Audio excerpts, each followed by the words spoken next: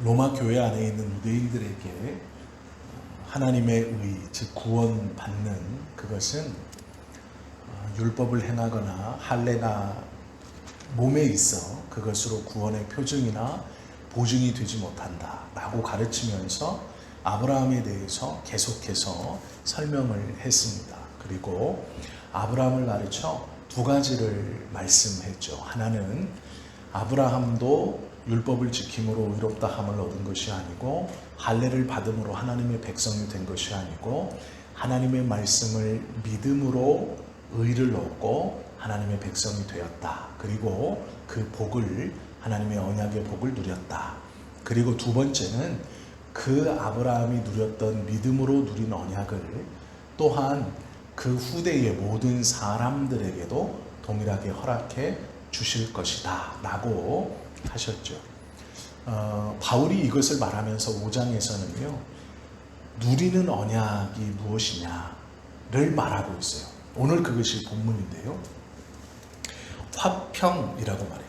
그러므로 우리가 믿음으로 의롭다 하심을 받았으니, 바울이 그렇게 말하고 싶었던 믿음을 통해서 얻는 의를 받은 사람, 이거 우리들이죠. 구원을 받은 사람이 어떠한 모습으로 살아가고 그들이 받는 복이 무엇인가에 대해서 이야기할 때 제일 먼저 하는 것이 화평입니다. 화평이라는 것은 화목, 평안, 평강 이런 뜻이에요. 화평을 누리자라는 말은 전쟁이 그친 상태, 다툼이 없는 상태, 또 내가 원하는 것을 상대방이 들어주는 것, 또 상대방이 원하는 것을 내가 들어주는 것, 이것을 화평의 상태라고 그래요. 화평의 상태는요, 단순히 내가 너를 침범하지 않고 너도 나를 침범하지 않고, 이건 화평의 상태가 아니고요, 내가 원하는 것을 네가 들어줄 준비가 되어 있고 네가 원하는 것을 내가 기꺼이 들어줄 준비가 되어 있다. 화평이라는 것은 상대방이 무엇을 원할까를 생각하고 미리 행하는 것, 그리고 상대방이 무엇을 원한다는 걸 알았을 때 기쁘게 그것을 들어주는 것, 이것이 화평이에요. 믿음으로 의를 얻은 사람들이 화평을 누려야 되는데, 누구와 화평을 누리느냐? 하나님과 화평을 누려라, 이렇게 말하고 있어요. 하나님과 화평의 상태, 구원받은 사람들이 하나님과 화평의 상태를 누린다라는 것의 정확한 의미는 하나님과 그동안은 대립했던, 싸우고 대적했던 상태라는 거예요. 중간에 뭐가 있었어요? 죄가 있어서. 그러나 이 죄가 하나님을 믿음으로 의롭다 하심을 얻어 죄의 사함을 받고 구원을 받은 우리는 하나님과 화평의 상태가 되었다. 그것을 누려라, 이렇게 말하고 있는데요, 이렇게 표현하는 거예요. 믿음으로 의를 얻은 너희들은 구원을 받았다. 그러면 하나님과 화평을 누려야 한다. 이 말은 하나님이 원하시는 것을 너희가 적극적으로 행할 준비, 또 너희가 원하는 것을 하나님이 적극적으로 행할 준비가 되었다. 그것을 누려라. 이 말은 그것을 믿어라, 이 말이에요. 우리가 하나님께 복을 달라고 기도하고 은혜를 달라고 기도하죠. 그 기도할 수 있는 근거가 무엇이냐? 믿음으로 말미암아 의를 얻어 구원을 받아 하나님과 화평하게 되었기 때문이에요. 조건이 있죠. 내가 원하는 것을 하나님이 기쁘게 들어주시는 이 조건에는 하나님이 원하는 것 또한 내가 기쁘게 해야 된다라는 이것이 있는 거예요. 일방적으로 하나님이 나에게만 부어주시는 것 아니에요. 또 내가 원하는 것을 하나님이 들어주시고 하나님이 원하는 것을 내가 기쁘게 행하는 것, 이것이 화평한 상태이고 화평을 누리는 상태인 거예요. 하나님께서 원하시는 것이 무엇일까? 우리가 하나님을 위해 무엇을 하는 것을 원하실까? 아니에요. 그게 아니고요, 화평의 상태, 내가 하나님을 향하여 율법 아래 있을 때는 화평이 없어요. 두렵고 무섭고 심판하시는 하나님, 내가 예배를 잘 드리다가 한 번 빠지면 너 왜 빠져서 나를 벌 주시는 하나님, 이게 율법 아래 신앙생활하는 사람들의 모습이에요. 하나님이 두려운 것이죠. 하나님이 나를 해코지하고 나에게 고난을 주고 나에게 어려움을 주고, 그래서 그 율법 아래에 하나님을 따른다는 것은 어긋나지 않기 위해 두려움과 무서움으로 경직되어 있으므로 하나님을 따라가는 거예요. 죄인이, 노예가 이 목에 쇠사슬이 묶인 채로 그 주인을 따라가지 않으면 이 쇠사슬이 나의 목을 쭉 감겨서 숨막히게 하고 억지로 따라오게 하는, 이게 율법 안에 갇혀있는 성도들의 모습이에요. 하나님을 무서워하고 두려워하는 것이죠. 무엇인가 어긋나면 나의 삶에 벌을 줄 거야. 내 삶에 이런 어려움이 있는 것은 내가 무엇인가 잘못했기 때문이야, 이렇게 생각하는 거예요. 하나님이 원하시는 것은요, 내가 원하는 걸 네가 해야 된다, 그것 이전에 하나님에 대해서, 하나님은 내가 원하는 것을 기쁘게 해주시고 또 나는 하나님이 원하시는 것을 기쁘게 행하는 그 상태, 이 화평의 상태를 누리는 것, 하나님에 대해 그런 믿음을 갖고 있다. 율법 아래 신앙생활하면서 내가 무엇을 어기면 하나님이 어떻게 하신다는 두려움이 아니라, 하나님은 내가 원하는 것을 주시는 분, 또 나는 하나님이 원하는 것을 기쁘게 행하는 그런 마음을 갖고 있는, 이게 화평을 누리는 것, 이것을 하나님이 구원받은 자들에게 원하시는 첫 번째 모습이에요. 하나님을 무서워하지 않는 거죠. 두려워하지 않는 것. 그렇다고 막 방종하는 게 아니에요. 이것은 마음가짐의 상태예요. 하나님에 대한 인식이에요. 하나님이 내가 원하시는 것을 마음껏 주시려고 하시는 그분, 또 나도 하나님이 원하는 걸 자발적으로 기쁘게 행하려고 하는 그 마음의 상태, 그걸 누리자. 이게 제일 먼저 해야 하는 일이다. 바울은 그것을 설명하고 있어요. 그러면 이 화평에 들어간 자가 하나님께서 원하시는, 내가 원하는 건 하나님이 이미 알고 있잖아요. 그래서 하나님은 구원받은 자, 믿음으로 의롭다 하심을 얻은 자가 무엇을 원하는지, 무엇이 필요한지 알고 있어요. 그래서 뭐라 그러시냐면, 무엇을 입을까? 무엇을 마실까? 무엇을 먹을까? 염려하지 마라. 하나님이 알고 있어요. 내가 원하는 걸 하나님이 알고 있어요. 이게 화평의 상태인데, 하나님이 내가 원하는 걸 기쁨으로 주실 준비가 되어 있고 주신다라는 것을 내가 알고, 내가 하나님이 원하는 것을 기쁨으로 행한다 라고 할 때, 그 행하는 것의 첫 번째가 뭘까? 예배예요. 하나님과 화평을 누리는 자는 예배에 기쁨으로 들어와요. 의무감이 아니에요.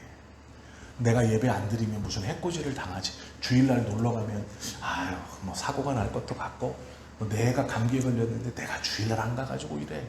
아니에요. 예배라는 것이요, 화평을 누리는 사람의 첫 번째 특징이 예배예요. 왜요? 하나님은 예배하는 자를 찾으시고, 예배라는 것이 하나님을 높이는 것이기도 하지만 하나님과의 교제이기 때문이에요. 내가 예배의 자리에 있다는 것이 하나님과의 화평을 확인하는 것이고, 구원받은 자가 하나님과의 화평을 누리는 첫 번째 모습이 예배에 들어오는 거예요. 그 예배가 기쁜 거예요. 예배가 기쁘고 감사하고 자발적으로 그 예배에 들어오는 거예요. 수요 예배 나가다가 안 나가면 하나님이 벌 주시나? 이게 뭐가 내가 지금 예배를 안 가서 이런가? 그렇지 않다는 거예요. 예배는 기쁜 거예요. 그 예배에 어떤 마음으로 들어오느냐? 예배가 설레이고 기다려져. 이게 화평한 자의 첫 번째 모습이에요. 그래서 우리에게 예배는 천국 가는 계단을 쌓는 그런 것들이 아니에요. 예전 어떤 신학자가 이렇게 말했어요. 주일 예배는 천국 가는 계단을 쌓는 거래요. 그래서 내가 이 땅에서 천국까지 가는데 주일 예배를 빠지면 중간에 계단이 빠진다는 거예요. 그러면은 우리는 천국 못 가요. 이미 못 가요. 그렇죠? 예수님을 믿어서 구원받아 천국 가는 게 아니라 예배 드리면 천국 가는 거예요. 물론 예배가 그만큼 중요하다라고 말하지만 왜 중요하냐? 화평을 누리는 자의 첫 번째 모습이 예배이기 때문이에요. 구별하여 시간을 내어서 하나님 앞에 나오는 찬송과 기도와 하나님께서 기뻐하시는 그 모든 예전을 행할 때 그 예전 하나하나에 나의 마음을 실리고 기쁨을 실리고 하나님을 찬양하는 마음을 담아서 그 예배에 들어가는 거예요. 그것이 화평을 누리는 자의 첫 번째 모습이에요. 그렇기 때문에 예배에 어떻게 들어가느냐, 예배에 어떤 마음으로 가지고 있느냐가 내가 하나님과 화평을 누리고 있느냐 그렇지 않느냐의 제일 첫 번째 증거. 예배가 잘 안 될 때가 언제예요? 우리의 마음에 불안함이 있을 때, 우리의 마음에 두려움이 있을 때, 내 안에 죄책감이 있을 때 예배가 안 돼요. 찬송을 해도 불안하고 두려워요. 말씀을 들어도 말씀이 들어오지 않죠. 내 마음에 불안함이 있거나 내 마음에 죄가 있거나 지금 하나님과 화평이 깨진 거예요.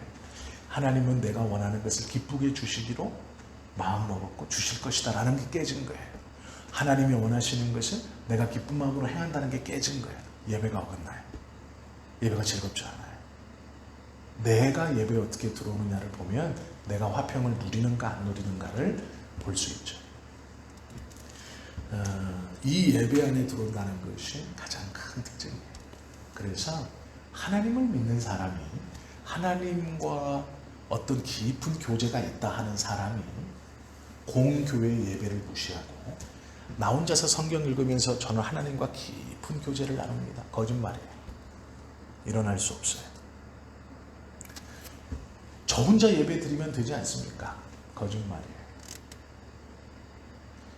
하나님께서 원하시는 예배라는 것은요, 함께 모여서 서로가 서로 안에서 일어나는 하나님에 대한 그 화평을 보며 더 큰 화평으로 나아가는 것이고 그 화평을 서로가 누리는 거예요.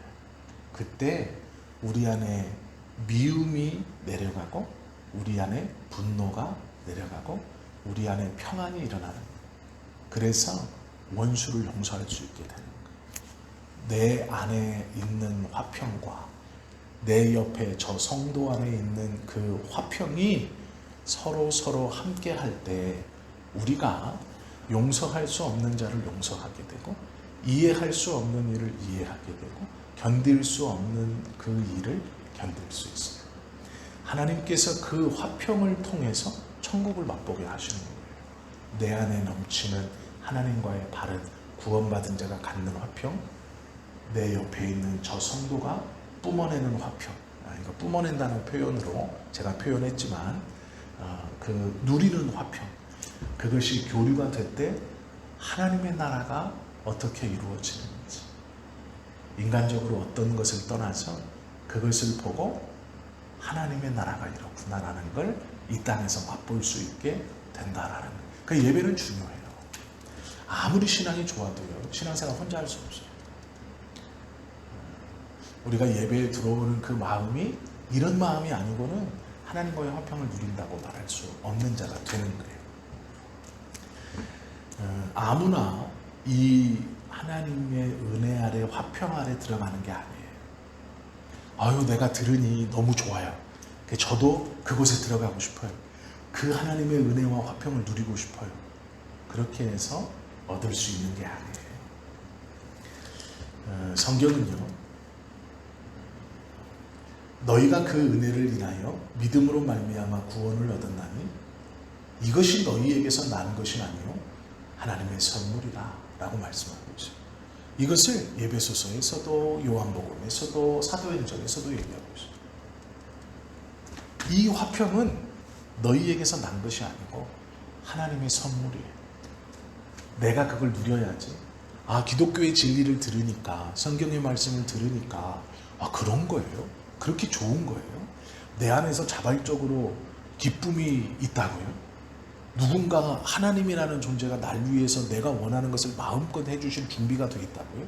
또 그렇게 주신다고요? 손해보는 거 하나도 없네요. 나도 예수 믿고 그 화평을 좀 누려볼게요. 그런 게 아니라는 거예요. 하나님의 선물이에요. 선물이라는 건 주는 자가 있고 받는 자가 있다는 뜻이에요. 선물은요, 값없이 주는 거예요.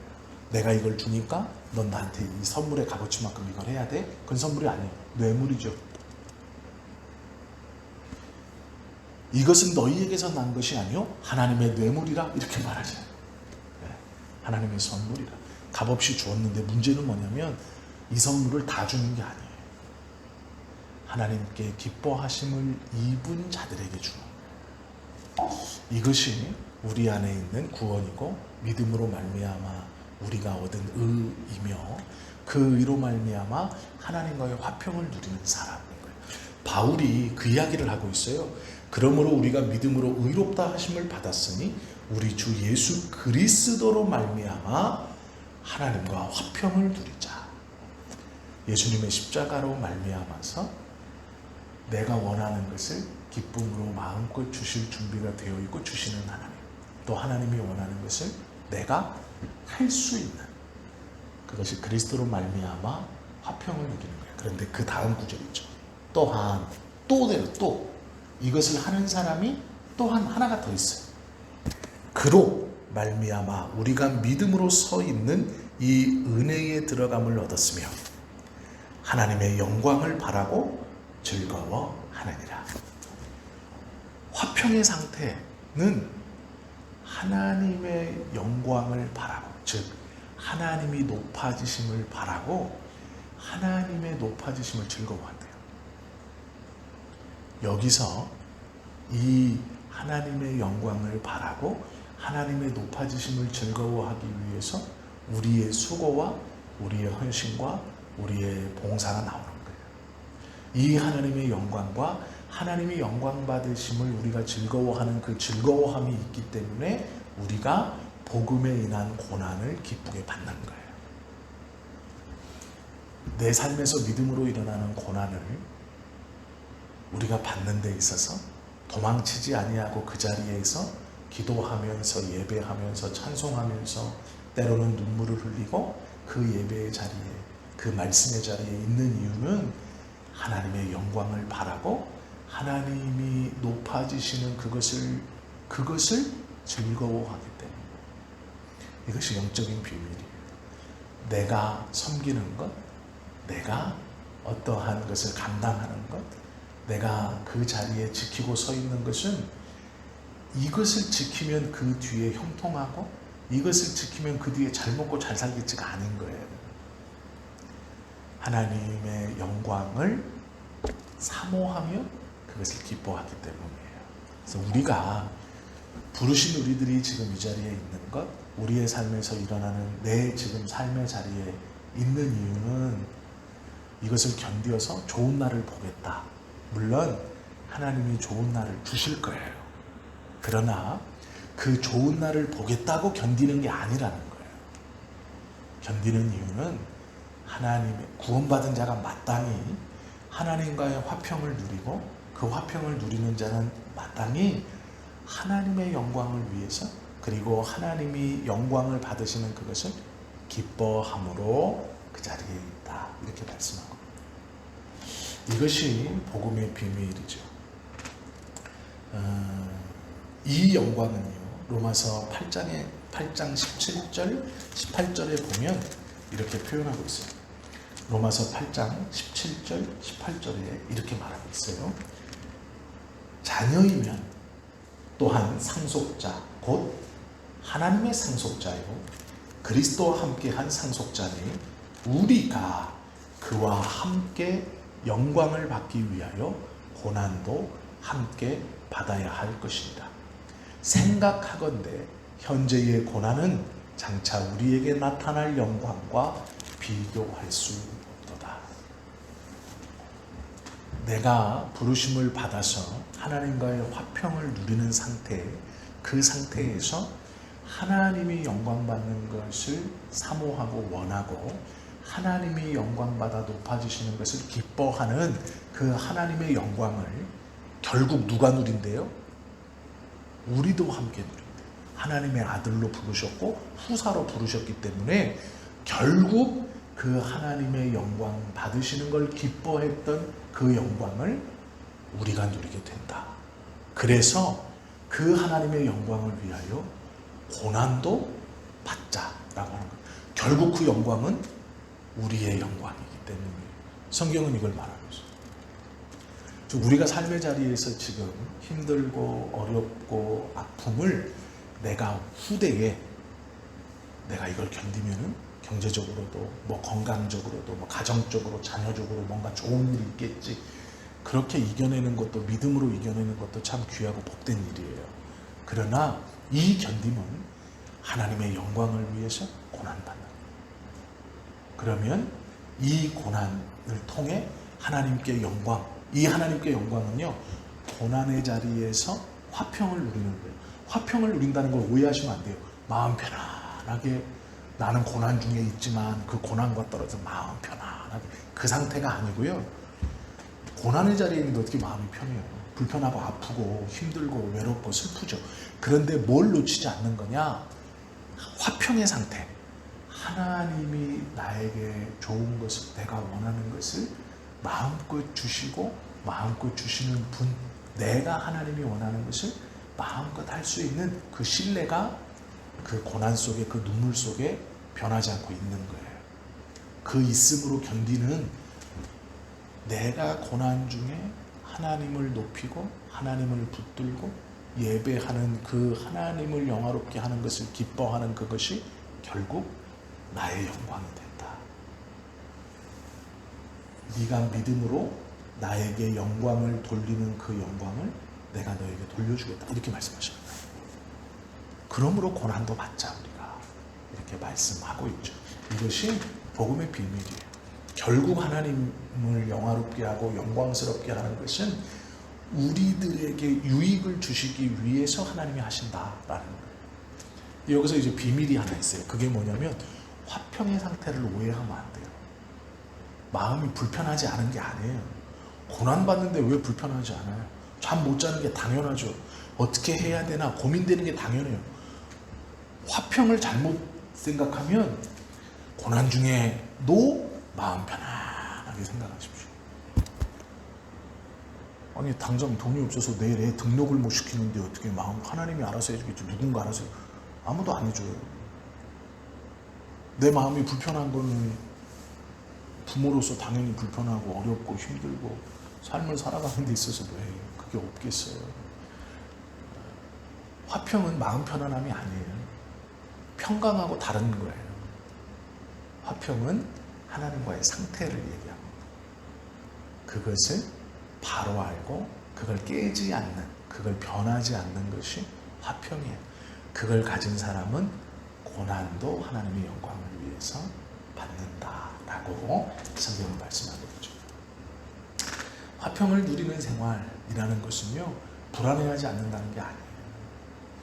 하나님에 대한 그 마음이 변하지 않는, 예배에 들어올 때 그 불안과 그 두려움을 안고 들어오지만 하나님 앞에서 하나님이 언제나 내가 원하시는 것을 기쁘게 해주시는 하나님이라는 신뢰를 가지고 오는 거예요.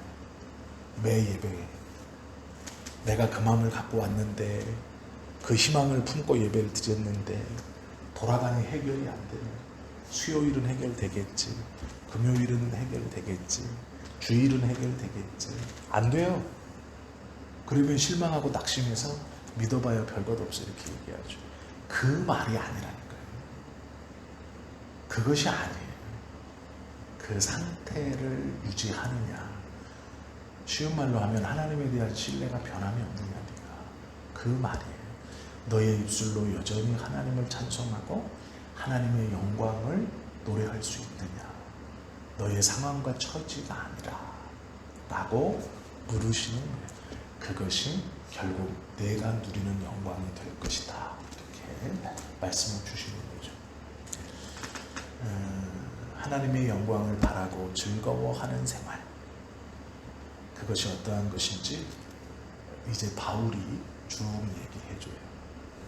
구체적으로 어떠한 마음 상태인지를 바울이 이제 얘기해줘요. 우리는 그것을 오늘 금요일이죠. 다음 주 월요일 저희가 함께 나누겠습니다. 기도하겠습니다.